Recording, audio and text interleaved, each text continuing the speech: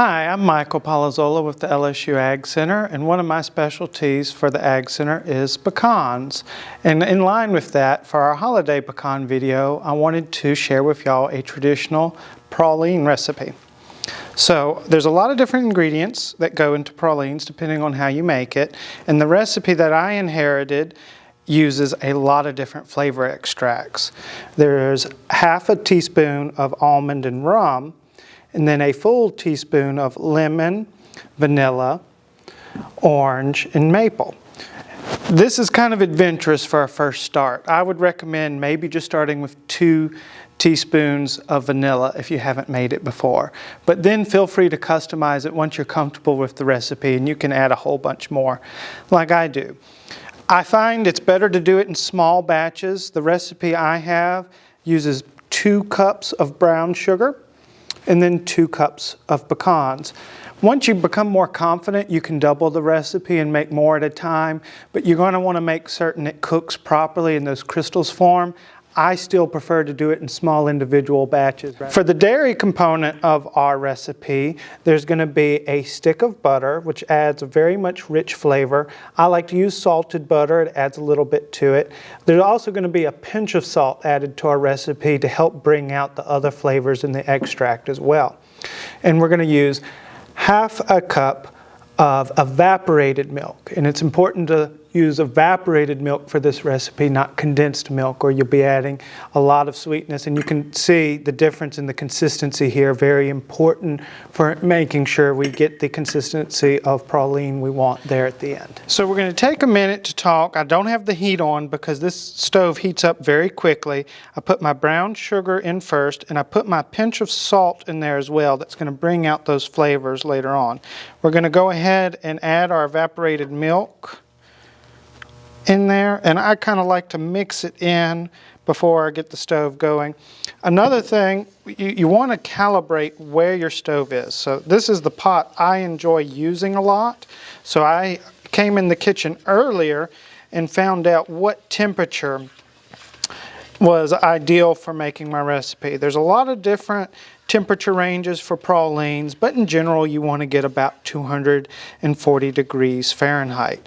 So I took my thermometer here, cooking thermometer, and I calibrated, and I found that for this particular stove, the middle setting is where I need to go. And we're going to go ahead and turn that on, and you look at how it's moving right now, very liquidy.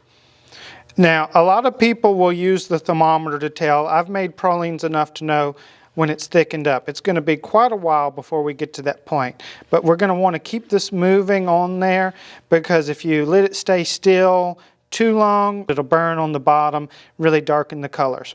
It's going to take a while for our stove to heat up.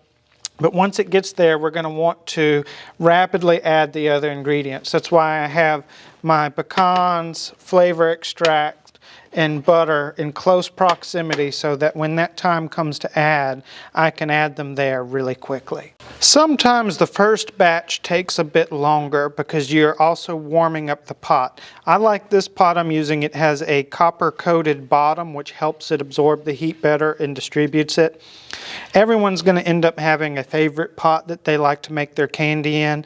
This just so happens to be mine. Keep a close eye on it no matter what. This is not a recipe that you can walk off. You're gonna have to watch it very closely.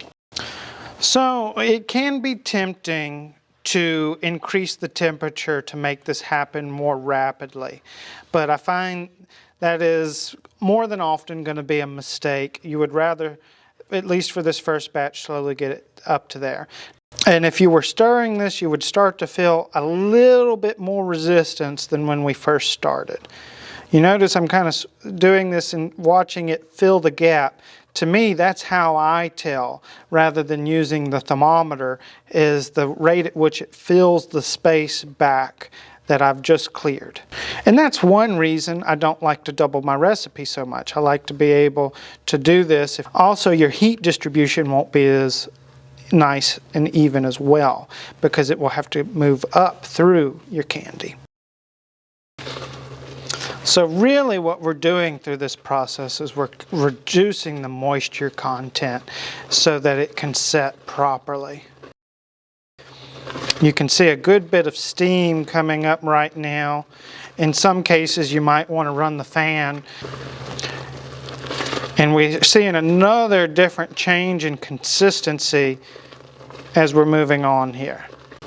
Another thing to watch is the buildup on the sides. That's another reason I don't like to make too much or double my recipe too often. Just for the sake of checking, we're going to go ahead and also, as we're mixing, check the temperature here. And we're at about 238, 240. Now, you don't just stop once you get to that temperature. You do need to let it go just a tad bit longer. And like I said, I'm looking for a consistency that will do well once I add the pecans and the butter and the flavor extracts. Because when we do that, we're also adding some moisture as well. So we're going to want this to have a little bit more moisture cooked down. Now, another thing is occasionally you can cook it down to the point where there is not enough moisture. It can happen. I like to keep a little bit of that evaporated milk on hand and add to it at the end if I find that's the case. You'll know if that's the case when you try to start to spoon them out and they're very, very grainy. Just move it back to the stove top, reheat, add it, a little bit of that evaporated milk, and that will get it back to a consistency you want. We're getting closer there. It's still filling in the gaps that show up just a little too quickly for me, so I want to cook just a tad bit more. Real close to where I want it to be. And I like to add the butter in at this very last step.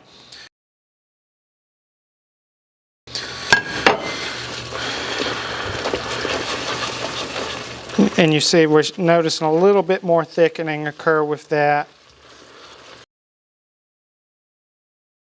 Remove it from the heat when you add the pecans and the flavor extracts.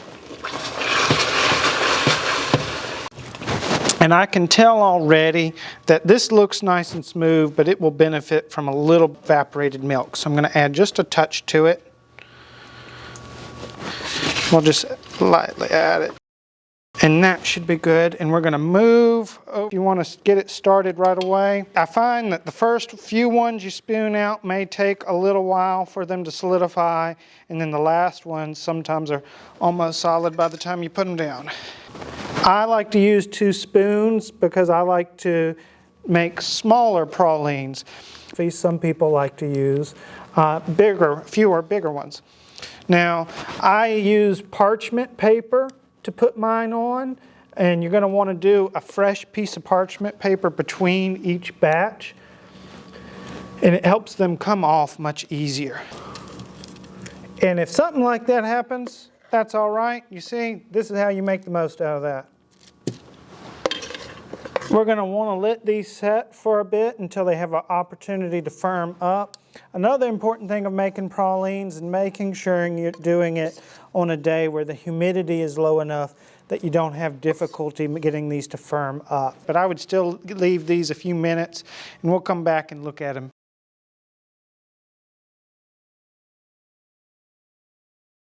This is our second batch in this pot. I really like things when they come out the second batch. One, our pot is already warm a little bit so it doesn't take as long.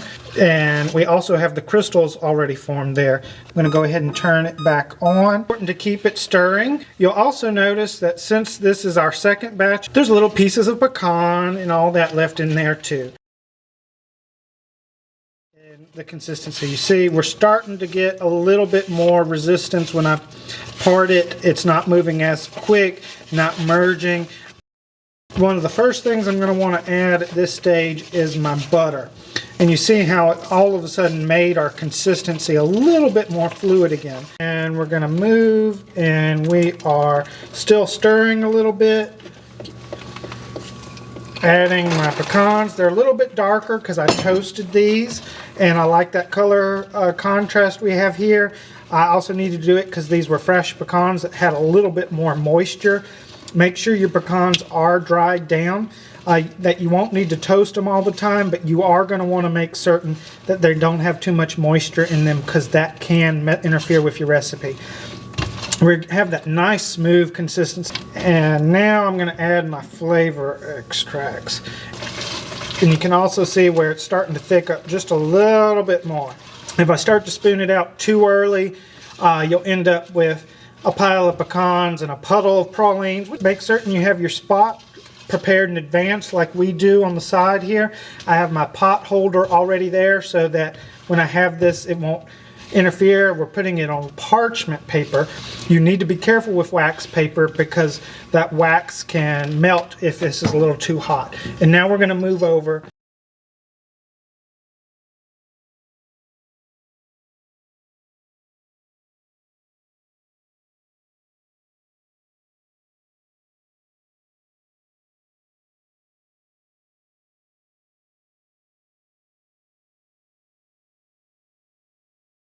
Okay, we're looking here and we can see some differences between batches.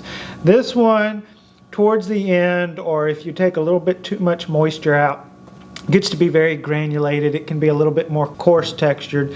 Thankfully, with using brown sugar, it still comes out a bit smooth, but it can have a little coarseness to it, as opposed to this one, which was a bit smooth, and especially this one even has a bit shiny color. With exposure to the air, and especially on a higher humidity day, you're going to get those little crystals forming periodically like that too.